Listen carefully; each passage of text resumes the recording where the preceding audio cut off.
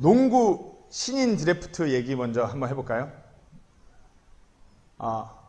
James, have you ever seen the draft NBA? Yeah. But in Korea, the basketball, especially that draft, professional league draft, totally different. Yeah. 농구 신인 드래프트나 축구 신인 드래프트를 중계방송 한국 보신 적 있으신가요? 없으시죠? 아마 농구에 저같이 엄청 관심 있는 제임스 정도 돼야지 아마 그런 거 볼 거예요. 보통 농구는 한국, the case of Korea, the 50% they participate the draft, the basketball especially. 축구는 한국이 축구를 그래도 많이 하니까 500명가량 참가해요. 공통점은 축구나 농구나 그 드래프트가 끝나고 나면 그 자리가 아주 눈물바다가 돼요.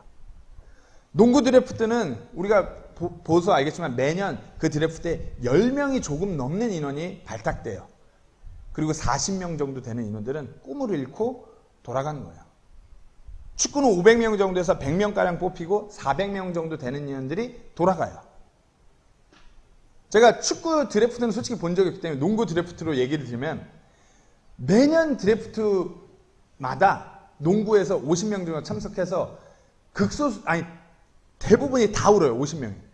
뽑힌 친구들은 진짜 상위 클래스 몇 명을 제외하고는 수년간 밥 먹고 농구만 했는데 뒷바라지 해주신 부모님께 감사해서 이제 내가 뭔가를 할 수 있겠구나 감격해서 오는 친구들이 있고, 반대로 수년간 밥만 먹고 운동만 했는데 결국 자기의 꿈이 좌절되는 것이 너무 안타까워서 오는 친구들. 그리고 또 어떤 부모님들은 드래프트가 끝나지도 않은데 뭐 기독교인 사람, 불교인 사람 전부 다 막 우리 아들 이름 불리기만을 바라면서 그 드래프트 옆에 관중석 같은 데서 앉아갖고 이러면서 눈물을 흘리면서 기도하는 부모들도 있어요.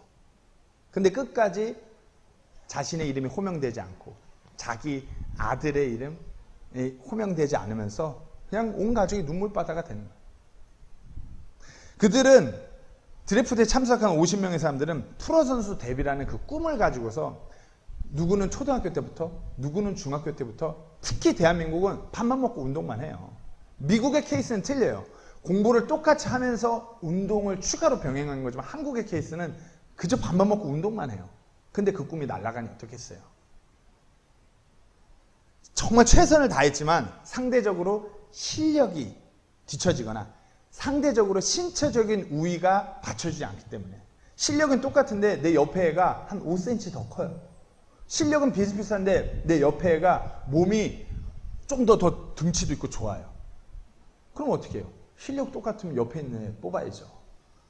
단편적인 예지만 이것이 우리 이 세상이 돌아가는 원리예요. 이게 그리고 인간의 한계이기도 하고요. 상대적으로 이렇게 평가하는 방법이 세상에서 가장 공정하고 정확한 방법이라고 다들 그렇게 생각해요. 동의하시죠? 그죠? 우리 옛날에 이런 말도 있었잖아요. 행복은 성적순이 아니잖아요. 그 옛날에 그 영화에서 나온 멘트인가요? 드라마에서 나온 멘트. 행복은 성적순이 아니잖아요. 근데 다들 그렇게 말하면서도 고등학교 입시 점수를 통해서, 미국은 SAT 점수를 통해서 등수를 매기고 상대적으로 평가함으로 인해서 좋은 대학교 가는 그게 바뀌어요. 그러면서 상대적으로 수능 성적이 높게 나온 아이들은 기뻐하고 상대적으로 낮게 나온 아이들은 슬퍼해요. 미국도 마찬가지예요. 대학교 강의실에서도 이제 상대 평가로 점수를 매긴 게 대부분이에요. 이 강의실 안에서 요만큼은 A+, 요만큼은 D. 이게 대학교 강의실 안에서 정해요. 그러니까 상대적으로 그 안에서도 서로 뒤통수 칠 걸 노리면서, 야, 오늘 우리 동아리 회식인데 안 갈래? 내일 모레가 시험 기간인데. 그렇게 하고 꼬셔요. 시험 공부 망치게 하려고. 왜? 제가 쓰러져야지 내가 A+를 받을 수 있으니까. 이게 상대평가예요. 예민한 부분일 수 있지만 교회에서도 마찬가지예요. 교회에서도 목사님, 담임 목사님을 청빙할 때 상대적인 평가, 상대적인 기준을 통해서 목사님을 모셔와요. 상대적으로 좋은 학교, 상대적으로 유학을 갔다 와, 상대적으로 얼굴이 잘생기거나, 상대적으로 목소리가 좋거나. 아니면 교회를 정할 때도 대부분의 사람들이 교회를 정할 때 마찬가지야. 상대적으로 교회 건물이, 교회 장소가? 교회 프로그램이? 아니면 교회 목사님의 어떤 스펙이? 아니면 교회 성도들의 어떤 그 수준?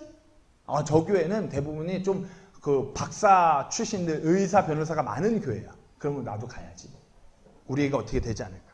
상대적인 기준으로 이렇게 교회를 선택해요. 이게 나쁜 것이라고 말하는 것이 아니에요. 이것이 인간의 한계예요. 그리고 이것이 인간의 한계이기 때문에 이것이 우리가 할 수 있는 어찌 보면 최선책이에요.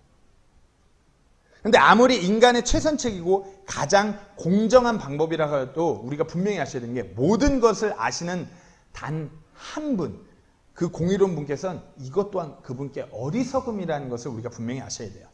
오늘 베드로에게서 본문 이전에 베드로에게서 이와 같은 사고가 보여져요. 마태복음 19장 27절 말씀에 보소서 우리가 모든 것을 버리고 주를 따랐사오니 그러므로 우리가 무엇을 얻으리까 하매.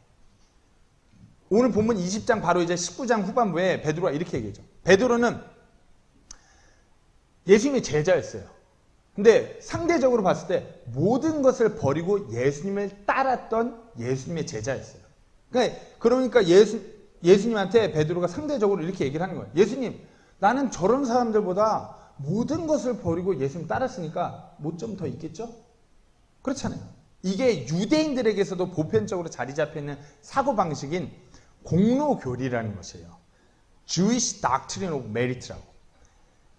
죄인이 하나님 앞에 공로를 많이 저축하고 저금해서 자신의 죄나 탕감받고 자신에게 어떤 복을 더 많이 받을 수 있다고 여기는 것.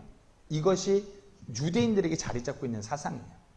그래서 종말의 때 하나님께서 세상을 심판하실 때 그와 같은 어떤 공로가 많이 쌓여있는 유대인들이 하나님께 뭘 더 받거나 아니면 자기가 살면서 쌓아왔던 죄의 부처를 탕감받고 더 많은 상급을 누릴 수 있다는, 이게 유대인들의 사고예요. 그러니까 베드로가 이렇게 얘기하는 거예요. 내가 다른 사람들하고 비교했을 때 모든 것을 버리고 예수님을 따라하는데 저한테는 좀 차등의 보상이 있어야 되는 거 맞죠, 예수님? 이렇게 묻는 거예요. 인간적으로 보면 당연한 거예요. 그렇죠? 회사에서 아니면 그 사업장에서 직원들이 뭔가를 더 열심히 하고 더 많은 것을 이룬 직원한테 인센티브가 가잖아요. 그렇죠? 자기가 더 좋은 거 같아. 열심히 했겠다. 그렇죠? 어쨌든 열심히 해서 자기도 좋죠. 그렇잖아요. 군대에서도 열심히 무언가 대단한 일을 한 것에 대해서 포상휴가라는 것이 와요. 제가 어제 저희 아내한테 제가 군대에 있을 때 청춘신고합니다 나와서 했던 영상이 어떻게 보여갖고 아내한테 보여줬는데 저 청춘신고합니다 KBS 그 TV 프로 나가고 포상 한 10일 받았어요. 군대에서. 뭔가 대단한 걸 했으니까 뭘 더 받아요. 당연한 질문이에요. 당연한 이치고 세상 원리예요. 근데 이 당연한 상대적인 기준과 이 사고에 대해서 예수님께서 이 비유를 통해서 가르침을 주시는 거예요.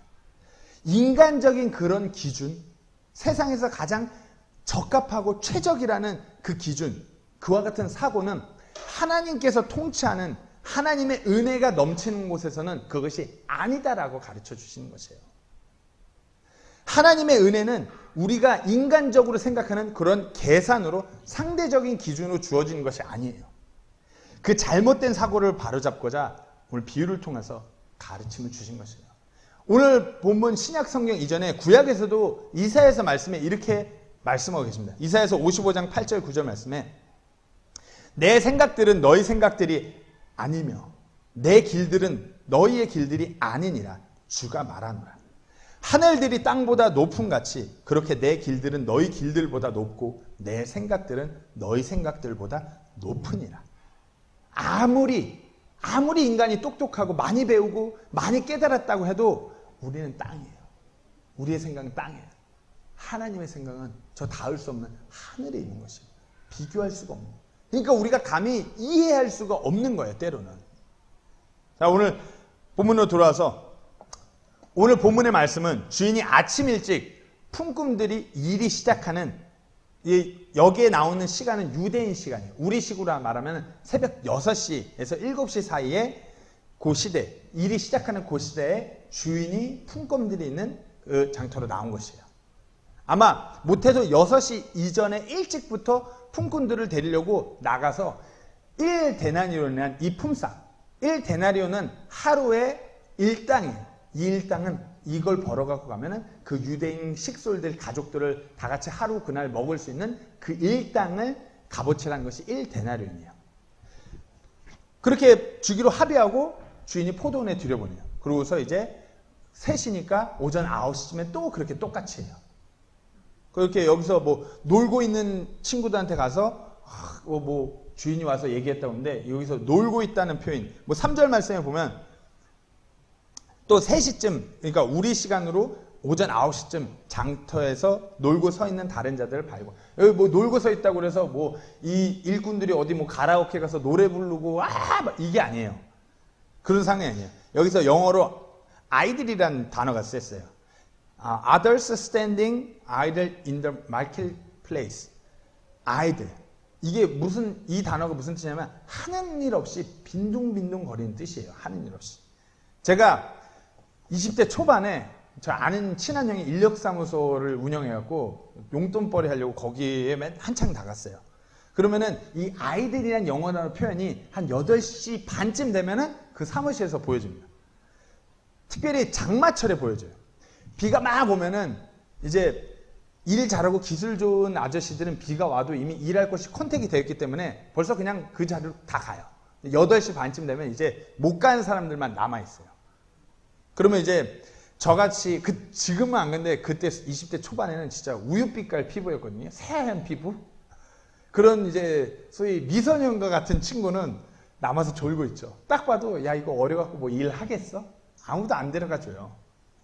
그리고 제 옆에는 딱 봐도 쓰러질 것 같은 비실비실한 아저씨가 신문 보고 있어요. 그리고 또 저 구석에는 아직도 술이 덜 깬 아저씨가 술에 취해갖고 자고 있어요. 혼미해요. 이게 아이들이라는 단어의 표현이에요. 빈둥빈둥 되는 거예요. 막 놀고 싶어서 노는 게 아니라 불러주는 사람이 없으니까 그냥 뭐 이러고 있는 거예요. 혹시나 누가 나 불러줄까. 아마 이제 영수 형제님은 다리 부상으로 인해서 한 5시쯤 불려가실 것 같고 주영 사장님은 이제 제일 처음에 불려서 들어가실 것 같고 정은 형제님은 좀 나이 때문에 조금 뒤에 불려가실 것 같고 저는 이제 허리 이런 거 불려왔을 때 허리 그런 거 얘기하면 모르니까 저도 주영 사장님이랑 같이 세트로 가지 않을까 싶어요. 그쵸? 6시쯤 12시에 나와서 9시 오후 3시 요때도 나와서 동일하게 주인이 일꾼들을 포도원에 보내요. 그리고 이제 11시 우리 시간으로 오후 5시가 된 이 시점에 나와서 또 마지막으로 품꾼들을 들여보내요. 아이러니하지 않나요? 오후 5시면은 일이 거의 끝날 시간이에요. 들어가면 끝나요. 근데 이때도 나와서 주인은 마지막까지 남은 품꾼들을 포도원으로 들여보낸 것이에요. 완전 막장이에요. 끝나가는 시간인데 들여보내요. 그러면서 이제 저녁이 되어서 일을 마치니까 자기 청지기, 자기 비서와도 같은 친구를 불러서 자, 이제 마지막부터 온 사람들로 해갖고 약속했던 1데나리온씩 품삯을 주라고 이렇게 명해요. 제일 늦게. 보통 6시에 일이 끝난다고 치면 5시에 들어간 친구들은 들어가고 포도원 들어가니까 끝났다, 일당 받아가래. 이 케이스예요. 그렇게 1데나리온씩 마지막 온 자부터 받아요. 그러면은 먼저 들어간 주영 사장님이나 저 같은 사람이 어떨까요? 야, 쟤는 와갖고 진짜 이거 출석 도장만 찍고 1데나리온 받네? 그러면 아침 일찍부터 죽어라고 일한 우리는 못해도 2데나리온은 받지 않을까? 그런 생각 할까요? 안 할까요? 하겠죠? 그렇죠? 정말 할까? 안 할까? 정말 진짜 마지막에서 일 하나도 안 하고 일당 딱 받아. 그러면은 일찍부터 와갖고 일을 엄청나게 한 사람은 똑같이 1데나리온 받는다고 생각할까? 아니면 2데나리온 받지 않을까? 이런 생각 할까? 그치. 그런데 처음 일찍부터 온 일꾼들도 똑같이 1데나리온만 주니까 이제 이들이 불만을 주인에게 터뜨리는 거예요. 아니 우리는 일찍부터 와갖고 악착같이 일했는데 저게 그냥 마지막에 갖고 일도 안 한 애들하고 우리하고 어떻게 똑같이 받는 게 말이나 되냐고 이 얘기를 하는 것이에요. 무거운 것을 옮겨도 내가 몇 차례 더 옮겼고 더위에 햇빛에 걸려도 나만 걸렸지 쟤는 해 다 질 때 왔는데 우리가 어떻게 똑같은 일당을 받을 수 있냐. 지금 식으로 하면 아마 민노총 같은 데서 들고 일어나겠죠? 노동부에서. 그 말이 안 된다 그러면서. 근데 하나님은 이게 아니라고 말씀하시는 것이에요. 주인이 정확하게 말합니다. 내가 당신들이 들어올 때 1데나리온 주기로 약속했어요? 안 했어요? 약속하고 그 1데나리온 내가 지불했는데 내가 뭐 잘못된 거 있나요? 이제 품삯들을 받았으니까 내가 약속한 금액을 줬으니까 나랑 약속할 때 일찍부터 들어와서 일하고 1데나리온 받기로 약속하지 않아요. 그럼 받았으니까 이제 가시라. 내가 내 돈 가지고 내 포도원에서 일을 시키는 것이, 일을 허락하는 것이, 내 마음대로 하는 것이 법에 어긋나느냐. 내가 지금 선하게 하는 것인데 당신들 보기엔 악하냐. 이때의 문화에서 보시면은 일꾼들은 그날 일을 꼭 해야 돼요. 일을 못하게 되면은 집에서 기다리는 모든 식솔들이 그날 먹을 것이 없는 것이에요. 주인의 입장에서는 그러니까 선을 행한 거예요. 모든 사람들이 어떻게든 일을 하고 그날 일당을 받아서 가족들을 부양할 수 있도록 선을 행한 거예요. 그러니까 묻는 거예요. 내가 선을 행한 게 네가 보는 게 악하냐. 한번 생각해 보세요. 고용이 안 된 그 품꾼들은, 일찍 불려가지 못한 품꾼들은 그만한 이유가 있는 것이에요. 마지막까지 고용 안 된 사람들은 한쪽 팔이 없다든가, 아니면 다리가 불구해갖고 쩔뚝쩔뚝거리든가, 눈이 한쪽이 안 보이든가, 분명히 고용되지 못한 이유가 있었던 것이에요. 하지만 그럼에도 불구하고 자기가 몸이 성치 않아도 내가 부양해야 한 내 새끼들, 내 아내, 그렇게 있으니까 어떻게든 일이라도 하려고 그 장터에 나와서 어떻게든 일자리 하나 찾으려고 그렇게 온 사람들에 대해서 주인이 선을 행한 것이에요. 간절한 그 품삯 1데나리온이 필요한 사람들에게 주인이 선을 행한 것이에요. 주인은 그래서 다시 말해서 그들에게 은혜를 베푼 것이에요. 그렇게 선을 행한 것이, 내가 주인인데 내 포도원에 그렇게 선을 행한 것이 악해 보이나? 오늘 비유의 내용이에요. 주인의 그 기준이 품꾼들의 기준과 맞질 않아요. 하지만 그 주인의 이해할 수 없는 그 기준이 정확하고 절대적인 기준인 것이에요. 우리가 이 세상을 살아갈 때 우리 사람들의 기준과 틀린 하나님의 그 절대적인 기준이 오늘 본문 속에 나오는 것이에요. 처음인 자가 마지막이 되고 마지막인 자가 처음이 되는 그 이해할 수 없는 그 기준, 그 기준이 바로 하나님의 기준인 것이에요. 자, 오늘 본문 1절부터 주목하겠습니다. 이는 하늘의 왕국이 마치 품꾼들을 고용하여 자기 포도원에 들여보내려고 아침 일찍 나간 집주인과 같기 때문이니라. 하늘의 통치가 임하는 그 왕국은 이 집주인과 같대요. 이 집주인의 이 기준과 같다는 것이에요. 이것이 이 비유의 가르침의 핵심이에요. 어떤 구원을 받기 위해서 어떤 행위에 포커스를 가하는 것이 아니라 품꾼들을 고용해서 자기 포도원에 들여보내고 품삯을 자신의 기준에 따라 주는 그 주인이 바로 핵심인 것이에요. The key is the householder who hires the laborers, sends them into his vineyard and gives them their wages according to his standard. 구절마다 보시면은 그 주인은 나가서, 그 주인은 나가서, 그 주인은 나가서. 집주인은 은혜를 허락하시고자 계속해서 일꾼들에게 찾아간 것이에요. 그 장터를 향해서.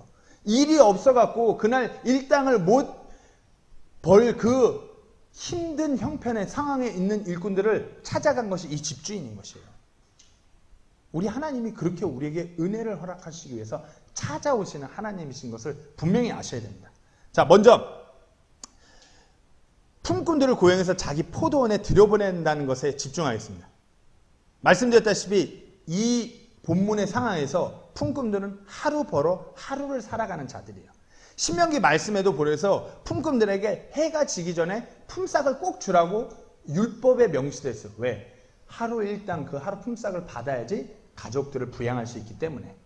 하루 품삯이 너무나 필요한 것이에요. 그 간절한 필요가 있는 자들에게 품삯을 받아가게 하고자 아침 일찍부터 나온 주인이 바로 오늘 본문의 주인이에요. 품삯이라는 은혜가 필요한 자들이 누군지 아시고 그들에게 은혜를 베풀고자 찾아온 그 주인. 그 주인의 모습이 우리 하나님의 모습이에요. 우리에게 필요한 은혜를 베푸시고자 찾아오시는 하나님. 품꾼들에게 주인의 품삯이라는 은혜가 필요한 같이 우리에게도 하나님의 은혜가 너무나 필요해요. Like the need for grace of householders' wages to labors, we also need God's grace. 구원받지 않은 죄인에게 하나님의 그 구원의 은혜가 절실히 필요합니다. Someone who doesn't save yet, he needs the God's grace of salvation.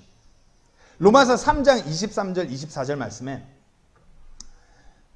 모든 사람이 죄를 지어 하나님의 영광에 이르지 못하더니 그리스도 예수님 안에 있는 구속을 통해 하나님의 은혜로 값없이 의롭다고 인정받았느니라.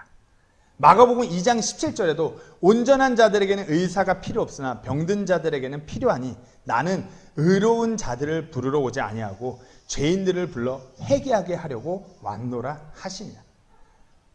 예수님께서 죄인들을 찾아오셨어요. 왜죠? 죄의 문제 때문에 지옥으로 갈 수밖에 없는 그들에게 하나님의 은혜를 값없이 주시기 위해서 찾아오신 것이에요. He came to sinner. Why? He wanted to give His grace without any cost. 또한 구원받은 자들에게도 하나님의 은혜가 정말 필요해요. 그 은혜 없이는 아무리 우리가 구원받았다고 해도 이 세상에서 살아가기가 너무 힘들어요. 매 순간순간마다 때문에 우리에게 은혜를 허락하여 주신 것이에요. 우리 안에 오신 성령님을 통해서 그 은혜로 하루하루 또 살아갈 수 있도록 그렇게 허락하시는 것이에요.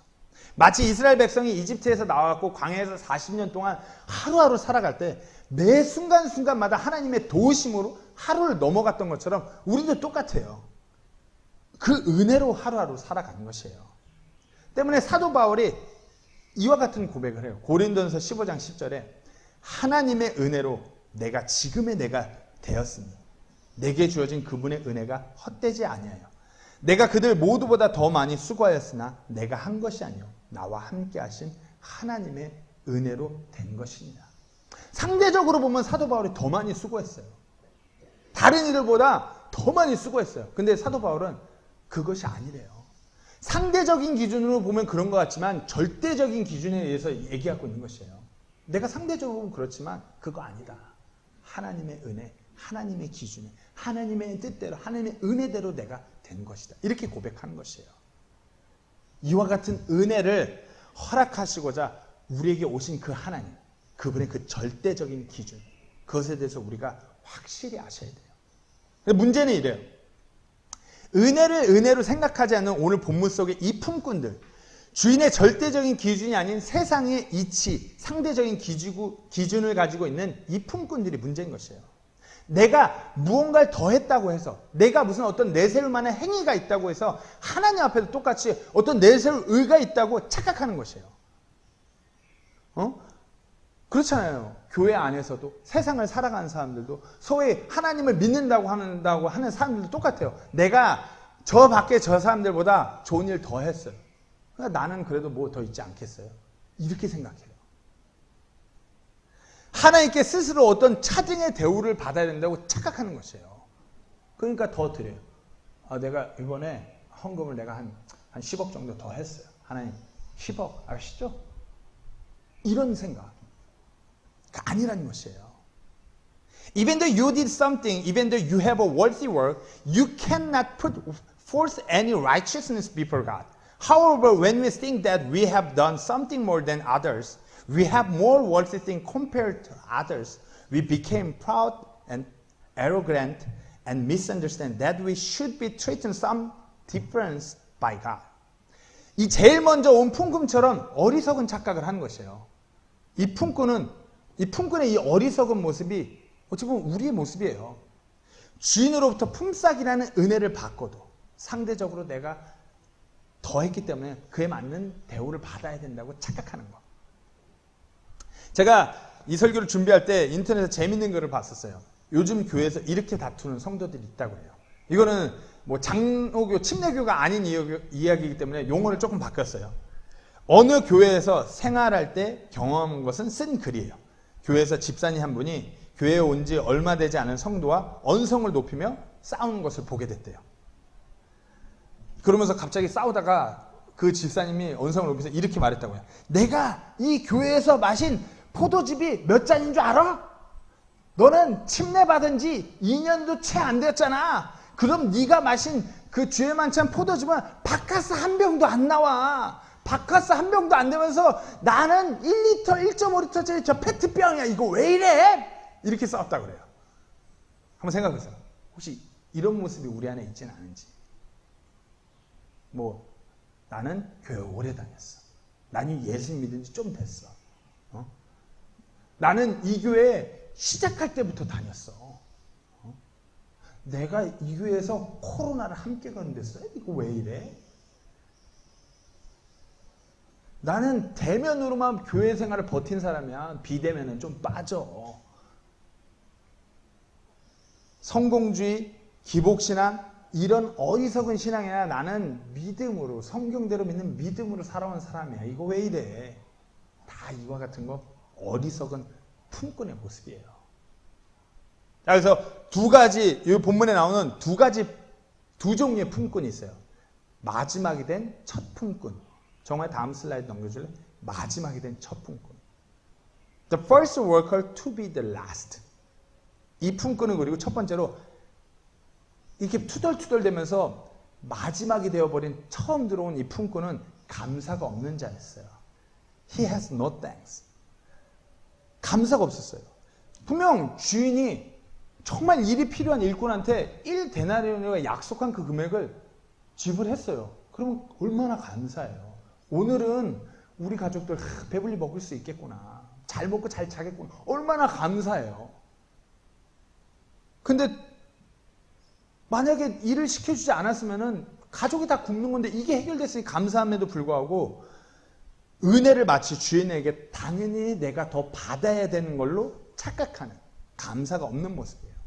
성경의 로마서 4장 4절에 이런 자들에 대해서 이렇게 얘기해요. 그런데 일하는 자에게는 품삯이 은혜로 여기지 아니하고 빚으로 여겨지지만 똑같아요. 더 받아야 된다. 품삯을 받는 것이 은혜인데 그것이 마치 주인이 내게 빚을 졌다고 착각하는 것이에요.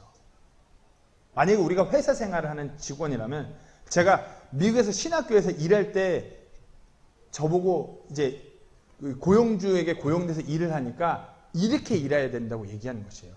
주인이 너한테 은혜를 베풀어줘. 저희 상황이 그랬어요.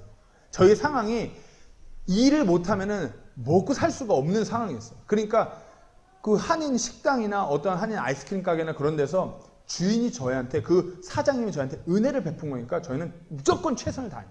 뭐 내가 일을 좀 다 해서 사장님이 저한테 좀 더 월급을 올려 이런 상황이 아닌 것이에요. 일자리를 주니까 우리가 먹고 살 수 있는 상황인 거예요. 은혜인 거예요. 그렇게 가르쳤어요.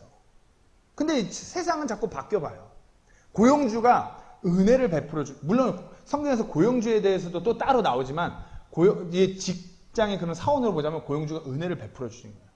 그걸 통해서 이제 우리 가족들이 먹고 살게끔 그렇게 해준 건데 마치 내가 일했으니까 당신은 나한테 더 줘야 돼. 내가 이만큼 더 했잖아. 그러니까 당신은 더 줘야 돼. 이렇게 자꾸 착각하는 것이에요. 감사가 없는 것이에요. 두 번째로는 이 품꾼들은 긍휼이 없는 자였어요. He has no compassion. 긍휼이 여김이 없는 자.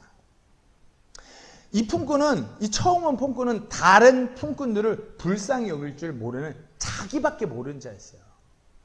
분명 포도원에 온 자들은 시간별로 때마다 못 뽑혀간 이유나 상황이 있다고 말씀드렸어요.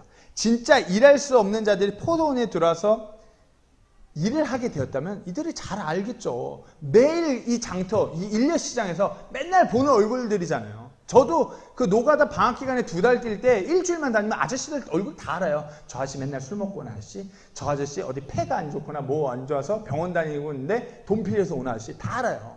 그러니까 이 품꾼들끼리도 다 알아요. 6시에 일찍부터 들어간 애들은 다 알아요. 쟤는 다리가 한쪽이 절고, 쟤는 팔이 한쪽이 열고, 쟤는 갑자기 일하다 픽픽 쓰러진, 다 알아요. 그러니까 장터에서 아유 저 친구 오늘 일 가야 되는데 저 가족들 그렇게 맨날 굶어 버릇해갖고 막 삐떡 말랐던 보면 다 알아요. 근데 어떻게 해요? 막상 돈 받을 때가 되니까 돈 받기 전에 그렇게 생각하다가 생각이 획가닥 바뀌는 것이에요. 맨날 잘 아는 그 친구들. 일당 없으면 하루 품삯 없으면 다 굶는데 그거 알면서도 자기의 욕심 앞에서 다른 이들을 불쌍히 여길 줄 모르는 것이에요. 그러면서 그들과 비교해서 차등의 대우만 받는 것, 그것만 생각하는 것이에요. 오늘 본문 15절에 내가 내 것을 가지고 내 뜻대로 하는 것이 법에 어긋나냐. 내가 선함으로 네 눈에 악하냐. 주인이 자신의 것을 가지고 선하게 집행하는 것을 악하게 보는 것이에요. 상대적으로 나에게 좀 더 뭔가 더 줘야 되는데 그렇지 못하니 그걸 악하게 보는 것이에요. 그렇잖아요. 아니 받아갖고 아우 저 친구들 저 집 며칠째 굶었으니까 내 걸 좀 잘라갖고 저 친구한테 더 주세요.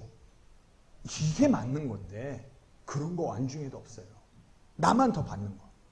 이런 모습은 탕자의 비유, 예수님께서 말씀하신 다른 탕자의 돌아온 아들의 그 비유에서 그 형의 모습과도 같아요. 아버지의 마음으로 그 절대적인 기준으로 잃어버렸던 아들에게 많은 것을 허락하는 것을 보고 분노해요. 내가 아버지랑 같이 지내면서 아버지를 섬기면서 어느 때는 아버지 명령을 어긴 적이 없었는데 내 친구들이랑 먹으라고 염소 한 마리도 안 주면서 저 아버지 재산 갖고 가서 다 탕진하고 돌아온 저 아들한테는 아기 송아지를 잡아줘요? 아니잖아요. 상대적으로 보면 형이 오랜 시간 동안 아버지를 더 섬겼음에도 불구하고 아버지는 그렇게 하지 않아요. 그냥 막 투덜대요. 아버지가 아버지 것을 가지고 거지가 돼서 돌아온 자기 아들을 잘 입히고 잘 먹이는 것이 그 형한테는 그것이 악하게 보이는 것이에요.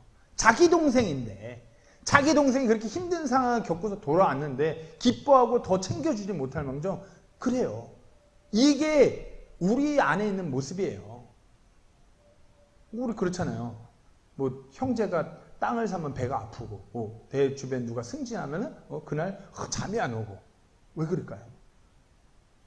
다른 일을 긍휼히 여기기보다는 자기 자신의 이익만을 상대적으로 계산하기 때문에 그래요. 품꾼의 그 어리석은 모습, 탕자 비유 속 그 형의 모습. 오늘 본문으로 돌아오면 매일 일터로 불려가기 전에 그 불쌍해 보인 그들이 품삯을 받음으로 인해서 기뻐해줘야 되는데 그렇지 못한 긍휼히 여김의 마음이 없는 그 품꾼들의 모습이에요. 자, 그리고 다음으로는 이 품꾼들은 또한 자격이 없는 자였어요. He has no qualification. 자격이 없는 자들이었어요. 품꾼들. 이건 모든 품꾼들에게 해당하는 똑같은 것이에요. 어떤 일을 할 수 있는 자격에 대해서 포도원에 들어간 것이 아닌 걸 분명히 아셔야 돼요. 그렇잖아요. 이때 이 일꾼들이 포도원에서 일할 수 있는 어떤 자격증, 라이센스, 허가서 그런 걸 가지고 있는 게 아니잖아요. 주인이 야 너 내가 1일 개념을 줄 테니까 지금부터 가서 일할래? 예 좋습니다. 이러고 들어간 것이에요. 어떤 자격 심사를 거쳐서 그게 아니에요. 주인이 들여보내준 거예요. 모든 것이 주인이 허락한 은혜인 것이에요. 그런데 그 은혜를 잊고 자신이 일한 것에 대한 대가를 요구하는 것이에요. 품꾼으로서 고용되어서 하루 품삯을 받기로 하고 주인을 위해서 일하는 것은 그저 당연한 것이에요. 자격 없는 이에게 일할 수 있는 자격을 허락했어요. 그러니까 일하는 것이 마땅해요. 근데 내가 좀 덜 받은 것 같다고 언성을 높이는 이 어리석은 품꾼.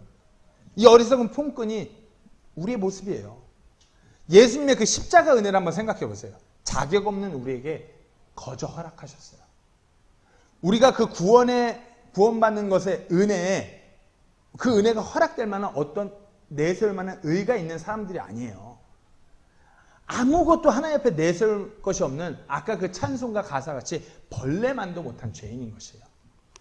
그런 무자격자인 죄인들을 사랑하셔서 긍휼히 여기시고 자신을 십자가에 달려 우리의 죄값을 대신 피 흘려 죽으심으로 우리에게 영존하는 그 생명을 허락하셨어요. We are the foolish labor who came first. Think about the grace of Jesus' cross. He gave us that without any cost. We are sinners who has no righteousness to allow the grace of salvation. He loves these unqualified sinners and allow us to live forever by bleeding himself to death on the cross. 하나님의 아들이 되는 말할 수 없는 은혜를 거저 허락하셨어요. 그리고 하나님의 말씀을 온전히 보존하셔서 우리에게 허락하셨어요. 모든 것이 은혜예요. He allows us tremendous grace that is to become a son of God. And He preserved His word to give us. This is all His grace. 그런데 우리 삶을 들어보건데 무자격자가 이로 말할 수 없는 은혜를 입고 감격하여서 하나님을 위한 삶, 하나님을 높이는 삶, 예수 그리스도를 증거하는 삶, 오직 그분의 영광을 위해 달려가는 그 삶 살고 계신가요? 은혜를 허락받았음에도 불구하고 나는 이 땅에서 좀 더 누려야 되지 않나요? 나는 이 땅에서 좀 더 좋은 집, 좀 더 좋은 차 타야 되지 않나요? 우리 애들 그래도 좀 더 좋은 대학, 우리 애들 좀 잘난 그런 배우자 만나야 되지 않나요? 나 그래도 하나님 좀 잘 믿었잖아요. 성경 말씀대로 삶을 살아가고 계신가요? But if you look at your life, you are definitely unqualified. Are you living a life for God that is a life of lifting up only Christ, a life witness about Christ, a life that running for His glory? Are you living a life like this for God? Are you living that life as the Bible says? 내 자신이 무자격자는 그 놀라운 은혜를 잊어버렸기 때문에 상대적인 기준으로 너무나 세상적인 사람이 너무나 막 진짜 그래 보이는 사람이 교회 와서 예수님 믿는다고 그러면서 신실하게 하나님을 섬기자고 하면 쟤 왜 저래? 쟤 왜 교회 왔어? 저런 애는 교회 오면 안 되는데. 왜 그래? 그러면 속 안에 자기도 모르는 화가 치밀어 오르는 거 아닌가요? 괜히 그러면서 교회 오는데 뭐야? 무슨 헬스장 왔어? 왜 저래? 구원받았다면서 저런 단어도 몰라? 응? 성경책은 왜 저런 걸 들고 와? 그러면서 누군가는 또 역으로 목사님 설교 그 정도밖에 못해요?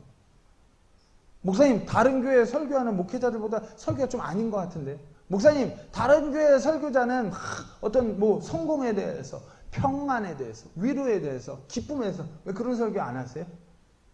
은사가 좀 떨어지시는 거 아닌가요? 저 자매는 교회에서 잠잠하지 왜 목소리가 이렇게 커? 저 형제는 또 대통령 감싸네. 저 형제는 대통령 왜 정치 얘기하는 거야? 저 형제는 태극기 부대네. 아까 그 바카스 타령하는 그 집사님이랑 다를 게 뭐가 있나요? 자신이 무자격자로 그 엄청나고 위대한 하나님의 은혜를 누리고 있다는 것을 잊어버려서 그래요. 때문에 감사도 없고 다른 이들을 불쌍히 여길 줄도 모르고 아무것도 없는 것이에요. 그저 나 좀 더 주세요. 왜 안 줘요? 이런 불평만 하는 것이에요. You forgot how much you took tremendous grace of God as you are unqualified. That is why you have no thanks, no compassion. 우리가 이와 같은 품꾼이라면 제가 한번 묻겠습니다. 본인은 몇 시에 들어왔다고 생각하시나요? 본인은 몇 시에 들어왔다고 생각하나요? 조금이라도 자기가 먼저 들어왔다고 생각하시나요? If you are this labor, I want to ask you, what time did you come in? Do you think you came in little bit earlier than others? 조금이라도 일찍 왔다고 착각하는 거 아닌가요? 어떤 상대적 기준을 거기다 적용하고 있진 않나요? 분명히 하셔야 돼요.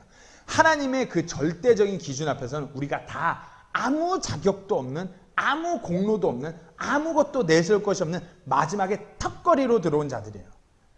우리 자신이 무자격자임에도 불구하고 그 하나님의 은혜를 거저 받았음을 우리가 기억하셔야 돼요.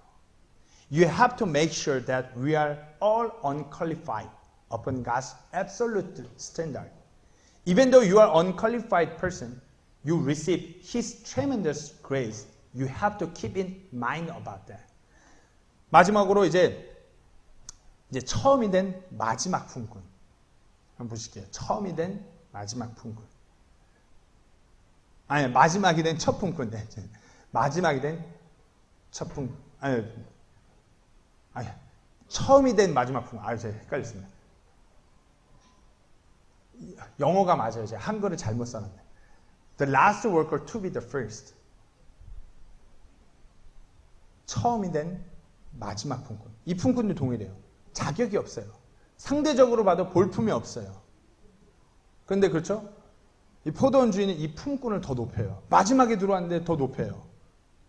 세상의 이치, 원리, 기준을 모두 깨버리는 그 주인의 절대적인 기준을 제시하는 것이에요. 말씀드렸듯이 이 마지막에 들어온 품꾼은 아마 아무것도 할 수 없는 그 상태의 품꾼이었을 거예요. 열악했을 것이에요. 세상의 이치, 그 원리의 기준을 봤을 때 1데나리온이란 하루에 온전한 품삯을 받을 수 없는 사람이에요. 제일 늦게 와서 제일 먼저 가요. 그렇잖아요. 돈도 제일 먼저 주래요. 제일 늦게 왔는데 마지막에 온 사람부터 1데나리온 주라고 그랬으니까. 유대인의 문화에서 품삯은 제일 먼저 온 사람들이 그 수고대로 순서에 의해서 받는 것인데 하나님은 그게 아닌 것이에요. 제일 먼저 왔고, 제일 늦게 왔고 제일 먼저 받고 오히려 제일 먼저 온 사람보다 수고도 덜 했어요. 근데 동일한 품삯을 받았다고 투덜대는 자에게는 야, 네가 마지막이야. 그렇게 말씀하신 거예요. 이것이 하나님의 절대적인 기준이에요. 오늘 본문 16절 말씀입니다. 이와 같이 마지막인 자들이 처음이 되고 처음인 자들이 마지막이 되리니 부름받은 자들은 많으나 선정된 자들은 적으니라 하시니라. 예수님께서는 마지막에 세상의 이치와 원리를 봤을 때 상대적으로 아무것도 할 수 없는 이 사람을 높이시는 가르침을 주셨어요. 우리가 그래요.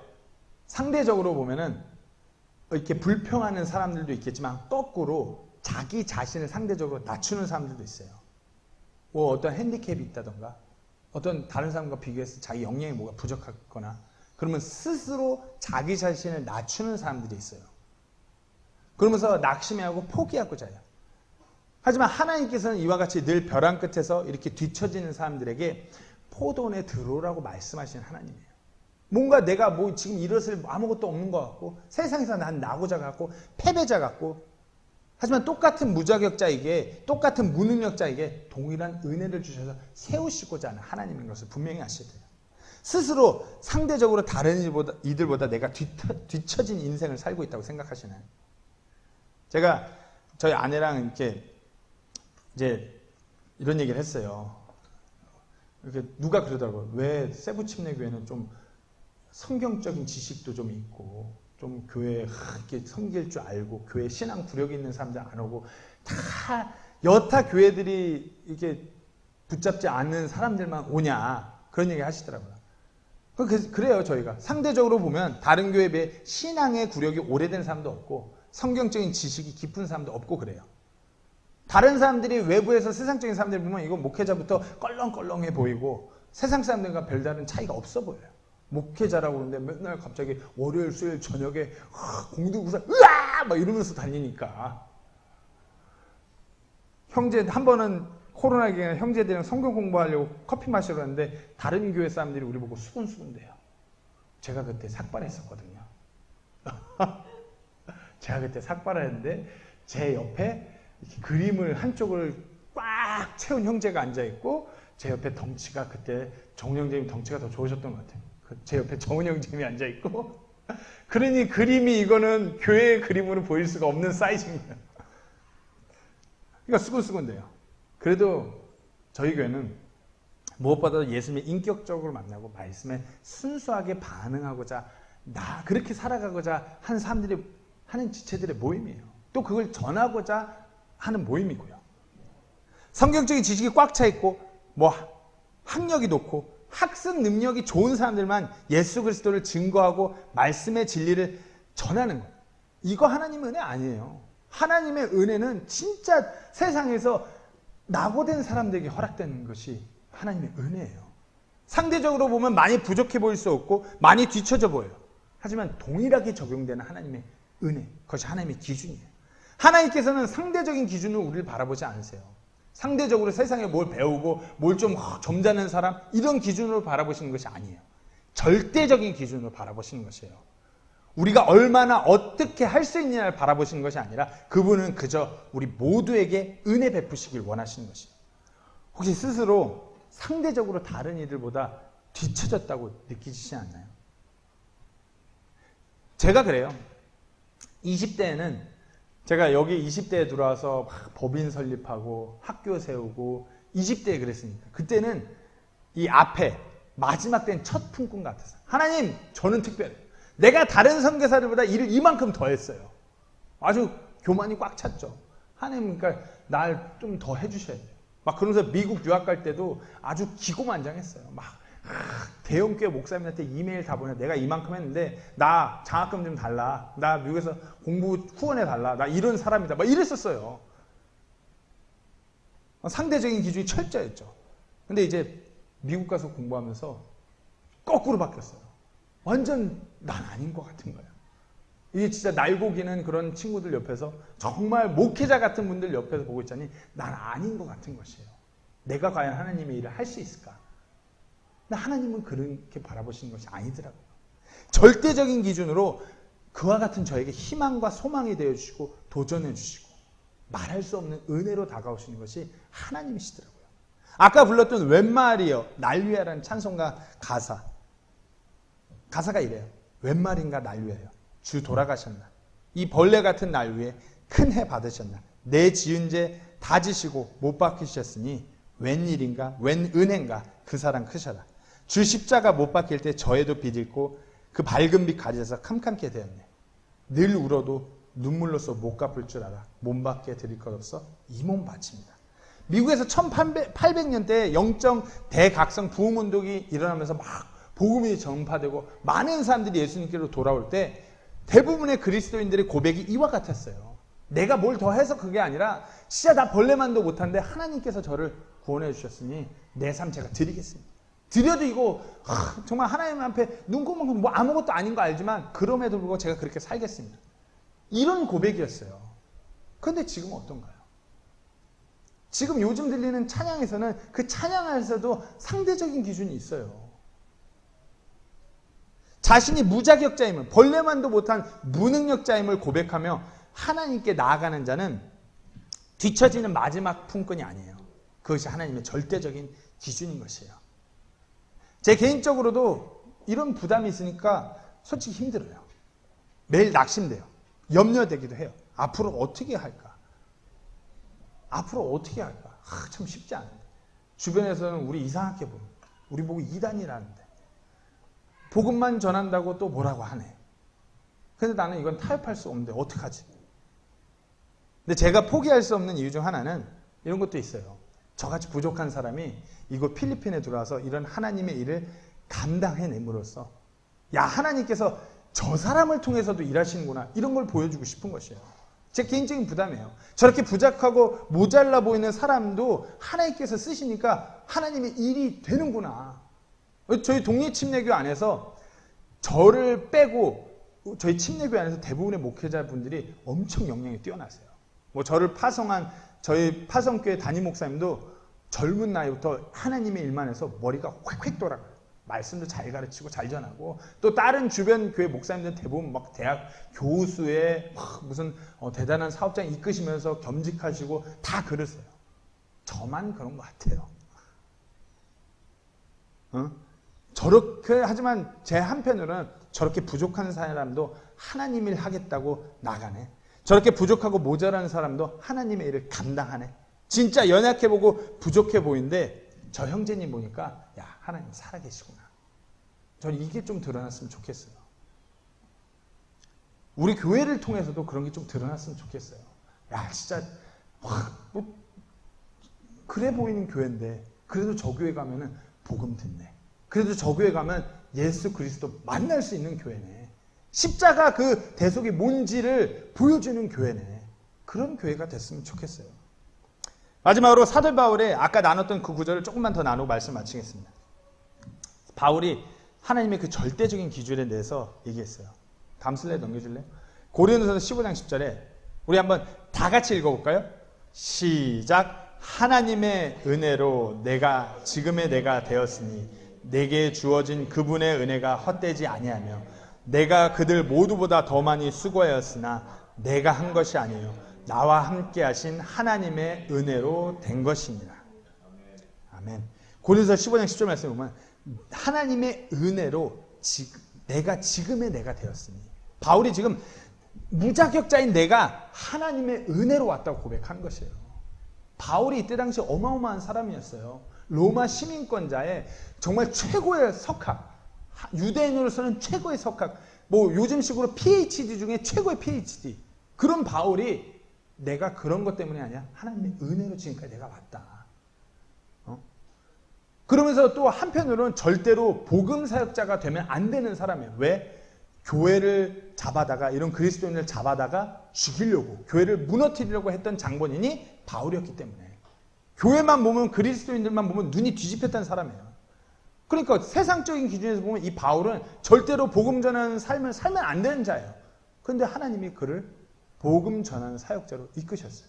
그러니까 하나님의 기준에서 자기는 하나님의 은혜로 지금까지 왔다 고백하는 것이에요. 그러면서 내게 주어진 그분의 은혜가 헛되지 아니에요. 은혜를 받은 자로서 마땅히 자신의 삶을 드려야 되니 당연하다고 고백하는 것이에요. 무자격자에게 베푸신 그분의 은혜가 결단코 헛되이 된 것이 아니라 하나님의 놀라운 섭리임을 고백하는 것이에요. 그리고 그 뒤에 내가 그들 모두보다 더 많이 수고했으나 내가 한 것이 아니요 나와 함께 하신 하나님의 은혜로 된 것이다. 상대적인 기준으로 바울이 이 뒤에 읽어보면은 바울이 엄청난 고난을 겪어요.